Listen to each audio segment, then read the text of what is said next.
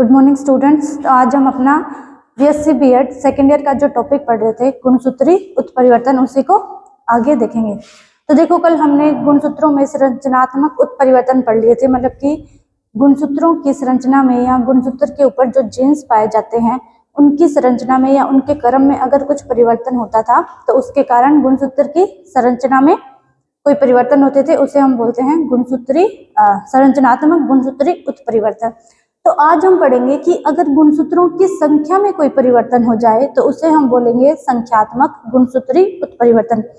संरचनात्मक में क्या था, जो गुणसूत्र थे उन पे जो जीन्स पाए जाते थे उनके क्रम में परिवर्तन हो गया था, या उन जीन्स की जो संरचना है उनका क्रम जो है वो अलग हो जाता है या परिवर्तित हो जाता है। लेकिन संख्यात्मक गुणसूत्री उत्परिवर्तन में क्या है, गुणसूत्रों की संख्या में चेंज हो जाता है, मतलब या तो गुणसूत्रों की संख्या कम हो जाए या फिर अधिक हो जाए, तो उसको हम बोलेंगे संख्यात्मक गुणसूत्री उत्परिवर्तन या फिर गुणसूत्रों में संख्यात्मक उत्परिवर्तन। ठीक है।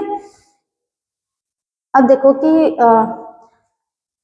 जो भी जीव है उनमें क्या है, दो प्रकार की सेल्स या फिर दो प्रकार की कोशिकाएं पाई जाती है। एक कायिक कोशिका और दूसरी होती है जनन कोशिका। तो जो कायिक कोशिका होती है वो उस जीव के सभी कायिक कार्यों को करती है, या फिर कार्य जो उसके कायिक कार्य होते हैं उनका नियंत्रण करती है। जबकि जो जनन कोशिकाएं होती है वो क्या करती है, उस जीव में जो जनन प्रक्रिया है या फिर उसके जो युग्मक बन रहे हैं उस क्रिया का नियंत्रण करती है। तो देखो, जितने भी जीव हैं उन सभी में जो कायिक कोशिकाएं पाई जाती है वो सब कायिक कोशिकाएं क्या है, द्विगुणित, या फिर उनमें जो गुणसूत्र पाए जाते हैं वो क्या है, द्विगुणित प्रकार के होते हैं, मतलब कि 2n। ठीक है, उसको 2n से डिनोट करते हैं। जैसे मान लो अगर हम ह्यूमन का एग्जाम्पल लें तो ह्यूमन में क्या है, 46 गुणसूत्र पाए जाते हैं। ठीक है, और उन 46 गुणसूत्र में से जो कायिक गुणसूत्र है वो कितने पाए जाते हैं, 44 या फिर 22 जोड़ी। ठीक है, तो जो कायिक गुणसूत्र है वो क्या है, हमेशा 2n अवस्था में पाए जाते हैं, मतलब कि जोड़ी में पाए जाएंगे। तो मनुष्य में कायिक गुणसूत्र 22 जोड़ी या फिर 44 पाए जाते हैं। अब देखो, जो हमारी जनन कोशिकाएं हैं उनमें जब युग्मक निर्माण होता है तो वो जो युग्मक बनते हैं वो क्या है, n अवस्था में पाए जाते हैं, मतलब कि युग्मक में क्या है, केवल और केवल एक गुणसूत्र पाया जाता है। जैसे देखो, जो मनुष्य है उसमें जो फीमेल है उसमें 2 XX गुणसूत्र पाए जाते हैं और मेल में XY। ठीक है, तो जब युग्मक निर्माण की प्रक्रिया होती है, मतलब कि जब नर युग्मक बनता है या फिर जब मादा युग्मक बनता है, तो ये जो गुणसूत्र है ये क्या हो जाते हैं, अलग अलग हो जाते हैं। तो नर में मादा में 2 गुणसूत्र बनेंगे X और X, और नर में 2 गुणसूत्र बनेंगे, X गुणसूत्र अलग हो जाएगा और Y गुणसूत्र अलग हो जाएगा। ठीक है, तो इसीलिए जो कायिक कोशिकाएं होगी वो हमेशा द्विगुणित अवस्था में पाई जाती है, और जो जनन कोशिकाएं होती है वो क्या है, अगुणित अवस्था में, या फिर हम इसको n से डिनोट करते हैं। ठीक है, तो मनुष्य में फीमेल्स में पाए जाने वाले जनन गुणसूत्र X और X, और मेल में पाए जाने वाले हो गए X और Y। ठीक है, अब जो गुणसूत्रों की संख्या में उत्परिवर्तन होता है उसको हम विषम गुणिता भी बोलते हैं। क्या बोलते हैं, विषम गुणिता। तो अब देखो, जो गुणसूत्रों की संख्या में उत्परिवर्तन है वो क्या है, 2 टाइप का होता है। पहला असुगुणिता और दूसरा होता है सुगुणिता। तो अब देखो, असुगुणिता क्या होती है, असुगुणिता में क्या होता है, गुणसूत्रों की संख्या में परिवर्तन होता है, मतलब कि गुणसूत्रों की संख्या या तो ज्यादा हो सकती है या फिर कम। जैसे अगर मान लो मनुष्य है तो मनुष्य में 46 गुणसूत्र होते हैं, 23 जोड़ी। तो मनुष्य में या तो मतलब मान लो 46 की जगह 47 गुणसूत्र हो जाए, उसको हम असुगुणिता बोलेंगे, या फिर 46 की जगह 1 गुणसूत्र कम होकर सिर्फ 45 गुणसूत्र रह जाए, उसको भी हम असुगुणिता बोलेंगे। तो असुगुणिता में क्या है, गुणसूत्रों की संख्या में, ठीक है, केवल गुणसूत्रों की संख्या में परिवर्तन, या तो गुणसूत्रों की संख्या ज्यादा हो जाए या फिर गुणसूत्र की संख्या कम हो जाए, तो उसको हम बोलेंगे असुगुणिता। उसके बाद में जो सुगुणिता आती है उसमें क्या है, गुणसूत्रों के समुच्चय में वृद्धि या फिर कमी हो जाती है। सुगुणिता में क्या है, गुणसूत्रों के एक या अधिक समुच्चय की संख्या में परिवर्तन, मतलब वृद्धि या फिर कमी। अब गुणसूत्रों का समुच्चय क्या होता है, मतलब कि जो गुणसूत्र होते हैं वो किसी भी जीव में या पादपों में क्या है, जोड़ी में पाए जाते हैं, ठीक है। जैसे मनुष्य है तो मनुष्य में 46 गुणसूत्र पाए जाते हैं, मतलब कि 23 जोड़ी गुणसूत्र है। तो जब सुगुणिता में क्या है, गुणसूत्रों के समुच्चय में परिवर्तन होगा तो किस प्रकार होगा, मतलब कि अगर 23 जोड़ी गुणसूत्र है मनुष्य में तो 23 जोड़ी की जगह 24 जोड़ी गुणसूत्र हो जाए, या फिर एक कम होके वो 22 जोड़ी गुणसूत्र बन जाए, उसको हम बोलेंगे सुगुणिता। तो असुगुणिता में क्या होगा, गुणसूत्र की संख्या में कमी या वृद्धि होगी, मतलब कि गुणसूत्र की संख्या में परिवर्तन होगा। और सुगुणिता में होगा गुणसूत्र के समुच्चय में वृद्धि या फिर कमी, या फिर एक या अधिक गुणसूत्रों के समुच्चय में परिवर्तन, ठीक है, उसको बोलेंगे सुगुणिता। मतलब कि असुगुणिता में केवल एक गुणसूत्र कम या ज्यादा होगा, और जो सुगुणिता होगी उसमें क्या होगा, गुणसूत्रों के समुच्चय मतलब कि जोड़ी में गुणसूत्र कम या फिर ज्यादा होंगे, ठीक है। अब देखो जो असुगुणिता है उसको भी क्या है, आगे और पार्ट्स में बांटा गया है। तो देखो कौन कौन से, इसको भी आगे क्या है, दो पार्ट्स में बांटा गया। पहला अधोगुणिता और दूसरा है अधिगुणिता, ठीक है। तो अब देखो अधोगुणिता में क्या होता है, जो प्रारंभिक गुणसूत्र संख्या होती है किसी भी जीव की, मतलब अगर किसी जीव में 46 गुणसूत्र पाए जा रहे हैं, या किसी में 16 है, किसी में 32 है, तो ये हो गई जीवों की प्रारंभिक गुणसूत्र संख्या। तो जो अधिगुणिता है उसमें क्या होगा, जो किसी भी जीव की प्रारंभिक गुणसूत्र संख्या होगी, उस गुणसूत्र संख्या में एक या अधिक गुणसूत्र की कमी हो जाएगी, या तो एक गुणसूत्र की कमी हो सकती है, या फिर एक से ज्यादा गुणसूत्रों की भी कमी हो सकती है, उसको हम बोलेंगे अधोगुणिता। अब जो अधोगुणिता है उसको भी क्या है, आगे दो पार्ट में और डिवाइड किया गया है, एक न्यून सूत्रता और द्विन्यून सूत्रता। अब एक न्यून सूत्रता किसको बोलेंगे, ऐसी प्रक्रिया जिसमें क्या है, जो गुणसूत्रों की प्रारंभिक संख्या है उसमें केवल और केवल सिर्फ एक गुणसूत्र की कमी होगी, तो उसको हम बोलेंगे एक न्यून सूत्रता। मतलब कि 2n गुणसूत्र पाए जाएंगे और 2n गुणसूत्रों में से केवल एक गुणसूत्र की कमी होगी, तो उस क्रिया को हम बोलेंगे एक न्यून सूत्रता। इसका उदाहरण है टर्नर सिंड्रोम। तो देखो टर्नर सिंड्रोम में क्या होता है, एक तो ये क्या है कि लिंग सहलगन विकार है, ठीक है। दूसरा जो टर्नर सिंड्रोम है वो किसमें, केवल और केवल पुरुषों में पाया जाता है। तो टर्नर सिंड्रोम में क्या होता है कि पुरुषों में जो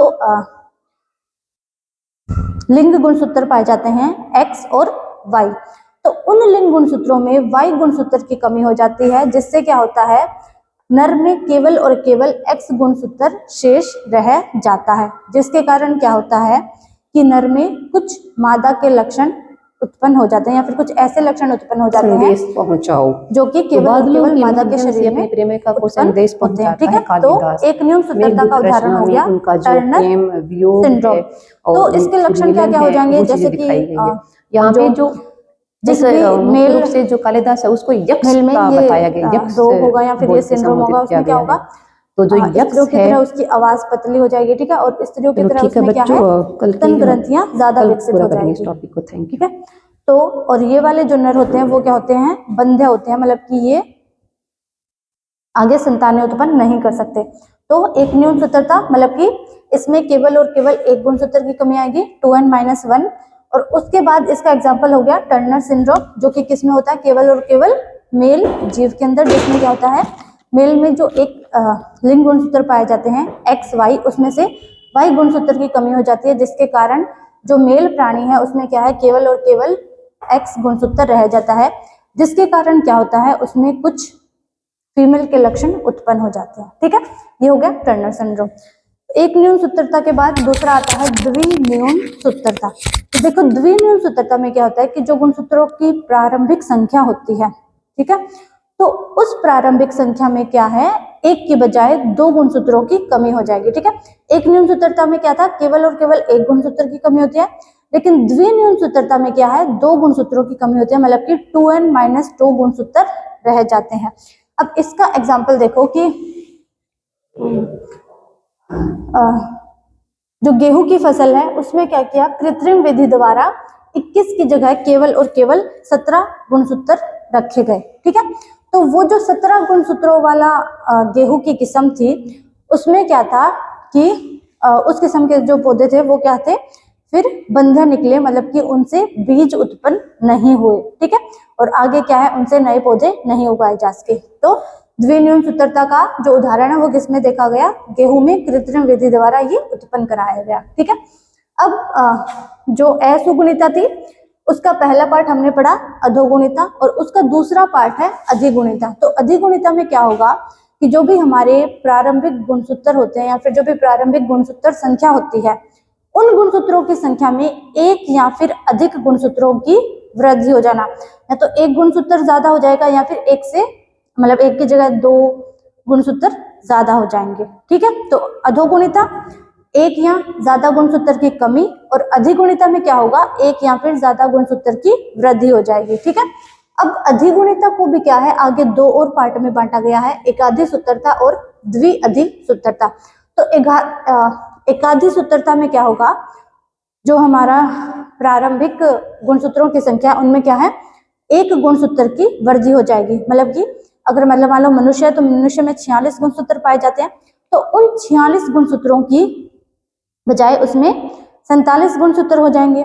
और जो ये एक गुणसूत्र की वृद्धि होती है, ये या तो कायिक कोशिकाओं में या फिर जो कायिक गुणसूत्र है उनमें भी वृद्धि हो सकती है, या फिर जो लिंग गुणसूत्र है उनमें भी क्या है एक गुणसूत्र की वृद्धि हो सकती है। ठीक है, तो एकाधी सूत्रता 2n+1 मतलब कि एक गुणसूत्र की वृद्धि हो जाएगी। अब अगर इसको एग्जाम्पल से समझे तो देखो, पहला एग्जाम्पल इसका है डाउन सिंड्रोम।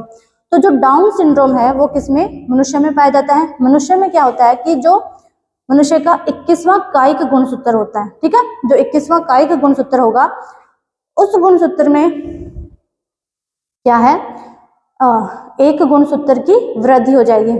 ठीक है, तो इस प्रकार मनुष्य में 46 की जगह 47 गुणसूत्र हो जाएंगे। ठीक है, और जो व्यक्ति है उसको डाउन सिंड्रोम रोग हो जाएगा। इस रोग को हम मंगोलिज्म भी कहते हैं। इसमें क्या है, जो जिन बच्चों को ये रोग होता है वो क्या है कुछ टाइम के लिए जीवित रहते हैं। ठीक है, और रात मतलब जब वो रोते हैं तो रोने में उनकी क्या है बिल्ली की तरह रोने की आवाज निकलती है। ठीक है, ये हो गया डाउन सिंड्रोम। उसके बाद में एकाधी सूत्रता का एक और उदाहरण है जो कि है क्लाइनफेल्टर सिंड्रोम। अब ये सिंड्रोम भी क्या है मनुष्य के अंदर होता है, लेकिन ये क्या है कायिक गुणसूत्रों की बजाय लिंग गुणसूत्र में वृद्धि के कारण उत्पन्न होता है। जैसे कि डाउन सिंड्रोम था, उसमें क्या था कायिक गुणसूत्रों में एक की वृद्धि हुई, मतलब कि जो 21वां कायिक गुणसूत्र पाया जाता है उसमें वृद्धि हो गई, वृद्धि होकर वो क्या डबल हो गया। और जो क्लाइनफेल्टर सिंड्रोम है उसमें क्या है जो लिंग गुणसूत्र पाए जाते हैं उन लिंग गुणसूत्रों में एक गुणसूत्र की वृद्धि हो जाती है। जैसे देखो, क्लाइनफेल्टर सिंड्रोम में क्या हो जाते हैं 44 + XXY गुणसूत्र, मतलब कि जो क्लाइनफेल्टर सिंड्रोम है वो भी किसमें मेल प्राणियों में ही पाया जाता है। इसमें क्या है जो X लिंग गुणसूत्र पाया जाता है तो X लिंग गुणसूत्र की वृद्धि हो जाती है, जिसके कारण इसमें क्या है 2 X लिंग गुणसूत्र हो जाते हैं। ठीक है, ये हो गया क्लाइनफेल्टर सिंड्रोम, मतलब कि जो मेल प्राणी है उसमें एक एक्स्ट्रा X लिंग गुणसूत्र की वृद्धि हो जाएगी, जिसके कारण उसमें क्या है कुछ मादा के लक्षण उत्पन्न हो जाएंगे। उसके बाद आता है द्विअधि सूत्रता। तो एकाधी सूत्रता में क्या था केवल और केवल एक गुणसूत्र की वृद्धि हो रही थी, लेकिन जो द्विअधि सूत्रता है उसमें क्या है 2 गुणसूत्रों की वृद्धि होती है। और ये मतलब वही कायिक गुणसूत्रों में भी हो सकती है और जो लिंग गुणसूत्र होते हैं उनमें भी। तो इनमें जो गुणसूत्रों को दर्शाया जाएगा वो 2n+2 के रूप में दर्शाया जाएगा। ठीक है, एकाधी सूत्रता में 2n+1 और जो द्विअधि सूत्रता है उसमें 2n+2 के रूप में दर्शाया जाएगा। ये हमने पूरा का पूरा पढ़ लिया असुगुणिता। अब असुगुणिता के बाद दूसरा टाइप आता है सुगुणिता। तो सुगुणिता में क्या है कि गुणसूत्रों का जो समुच्चय होता है उसमें वृद्धि हो जाती है या फिर कमी हो जाती है। तो जो असुगुणिता था उसमें तो क्या था केवल गुणसूत्र की संख्या में, मतलब कि एक गुणसूत्र बढ़ गया या 2 गुणसूत्र बढ़ गए या फिर एक गुणसूत्र की कमी हो गई या 2 गुणसूत्रों की कमी हो गई। लेकिन जो सुगुणिता है उसमें क्या होगा गुणसूत्रों के समुच्चय में, मतलब कि अगर 2n गुणसूत्र पाए जाते हैं मनुष्य में तो 2n के बजाय 3n गुणसूत्र हो जाए या 4n गुणसूत्र हो जाए, इस प्रकार। ठीक है, मतलब कि एक साथ 2 गुणसूत्रों की वृद्धि होगी 2n या फिर 3n ऐसे। तो सुगुणिता में क्या है गुणसूत्रों के एक या अधिक समुच्चय में परिवर्तन होना क्या कहलाता है सुगुणिता। अब देखो जो सुगुणिता है उसको भी क्या है आगे 3 टाइप में बांटा गया है, अगुणित, द्विगुणित और बहुगुणित। तो देखो जो अगुणित होता है वो क्या होता है किसी भी या फिर नर या जो मेल और फीमेल जीव है उनकी क्या है जो युग्मक अवस्थाएं होती है, जैसे कि जो जब नर युग्मक बनता है और जब मादा युग्मक बनता है, तो वो जो अवस्थाएं होती है जब युग्मक निर्माण होता है, तो वो अवस्थाएं होगी, वो कौन सी होगी, अगुणित अवस्थाएं होगी, क्योंकि इनमें क्या है केवल और केवल n गुणसूत्र पाया जाता है।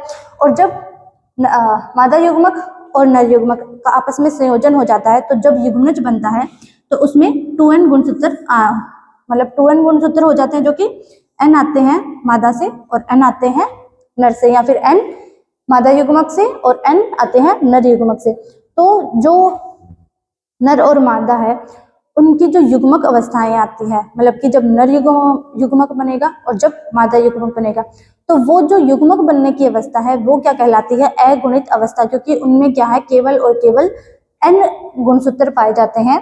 और जब n गुणसूत्र, ये दोनों n गुणसूत्र आपस में मिलकर युग्मनज का निर्माण करते हैं, तो उसमें क्या है 2n गुणसूत्र आपस में 2n गुणसूत्र हो जाते हैं युग्मनज में। उसके बाद दूसरी आती है द्विगुणित अवस्था। तो देखो जितने भी जीव है वो क्या है द्विगुणित अवस्था के अंदर ही पाए जाते हैं, क्योंकि जितने भी जीव है उनके अंदर जो गुणसूत्र पाए जाते हैं वो किसमें, द्विगुणित अवस्था में पाए जाते हैं, मतलब कि जोड़े में पाए जाते हैं। जैसे कि मनुष्य में 2n गुणसूत्र कितने हो गए 23, मतलब कि 23 जोड़ी गुणसूत्र पाए जाते हैं इस प्रकार। उसके बाद आती है बहुगुणिता। तो बहुगुणिता में क्या है, जो जोड़ी में गुणसूत्र पाए जाते हैं, मतलब कि जो 2n अवस्था होती है वो 2n अवस्था आगे बढ़कर 3n अवस्था, 4n, 5n या फिर 6n, ये सब अवस्थाएं हो सकती है, इसको हम बोलेंगे बहुगुणिता। तो ये पूरा हो गया सुगुणिता। ठीक है, तो देखो गुणसूत्रों के संख्यात्मक परिवर्तन में हमने क्या क्या पढ़ा, असुगुणिता और सुगुणिता। ठीक है, असुगुणिता जब केवल और केवल गुणसूत्र की संख्या में कमी या वृद्धि हो या फिर परिवर्तन हो, और सुगुणिता जब गुणसूत्रों के समुच्चय में कमी या वृद्धि हो। फिर असुगुणिता को दो पार्ट में बांटा गया, अधोगुणिता और अधिगुणिता। अधोगुणिता जब प्रारंभिक गुणसूत्र की जो संख्या है उसमें कमी हो जाए एक या अधिक गुणसूत्र की। इसमें पहला आया एक न्यून सूत्रता, जिसमें क्या है केवल एक गुणसूत्र की कमी होगी, जिसको दर्शाया जाएगा 2n-1 से। इसका एग्जांपल हो गया टर्नर सिंड्रोम, जिसमें कि एक लिंग गुणसूत्र नर में एक वाई लिंग गुणसूत्र कम होता है। उसके बाद आई द्विलिंग सूत्रता, तो इसमें क्या है दो गुणसूत्रों की कमी हो जाती है और इसको 2n-2 से दर्शाया जाता है। इसका एग्जाम्पल देखा गया था गेहूं में कृत्रिम विधि द्वारा उत्पन्न करवाया गया था। उसके बाद में आती है अधिगुणिता। तो अधिगुणिता में क्या होगा, एक या फिर अधिक गुणसूत्रों की वृद्धि हो जाएगी। ठीक है, इसमें पहला आएगा एकाधिक सूत्रता, जिसमें क्या होगा गुणसूत्रों की संख्या में केवल एक गुणसूत्र की वृद्धि हो जाएगी, मतलब कि 2n+1 गुणसूत्र हो जाएंगे। इसके एग्जाम्पल डाउन सिंड्रोम, जो कि 21वें मनुष्य में 21वें कायिक गुणसूत्र में एक गुणसूत्र की वृद्धि होगी, और दूसरा क्लाइनफेल्टर सिंड्रोम, जिसमें क्या होगा मनुष्य के मेल प्राणी में एक एक्स लिंग गुणसूत्र की वृद्धि हो जाएगी। उसके बाद आता है द्विअधिसूत्रता, जिसमें क्या होता है दो गुणसूत्रों की वृद्धि हो जाती है, मतलब कि 2n+2 स्टेज हो जाती है। ठीक है, उसके बाद आया सुगुणिता। तो सुगुणिता में क्या है गुणसूत्रों के समुच्चय की कमी या वृद्धि होती है, जैसे कि अगर 2n गुणसूत्र है तो उसकी जगह या फिर तो n गुणसूत्र बन जाए, या फिर 3n, 4n, 5n इस प्रकार। ये भी क्या है 3 टाइप का था अगुणित, जो कि क्या होती है नर किसी भी कोई भी जो जीव होता है उसकी क्या है युग्मक अवस्थाएं, मतलब कि जब नर युग्मक और मादा युग्मक बनते हैं तो वो कौन सी अवस्था होती है अगुणित। उसके बाद द्विगुणित, तो जितने भी जीव है उनमें क्या है गुणसूत्र द्विगुणित अवस्था में ही पाए जाते हैं, जैसे कि मनुष्य, तो मनुष्य में क्या है द्विगुणित, मतलब कि 23 जोड़ी गुणसूत्र पाए जाते हैं। उसके बाद बहुगुणित, तो बहुगुणित में क्या है 2n की जगह 3n, 4n, 5n, 6n इस प्रकार की के जो गुणसूत्र के समुच्चय हैं वो पाए जाते हैं। ठीक है, तो ये आज का टॉपिक हमारा पूरा हो गया। कल के लेक्चर में हम दूसरा या फिर नेक्स्ट टॉपिक पढ़ेंगे। ठीक है।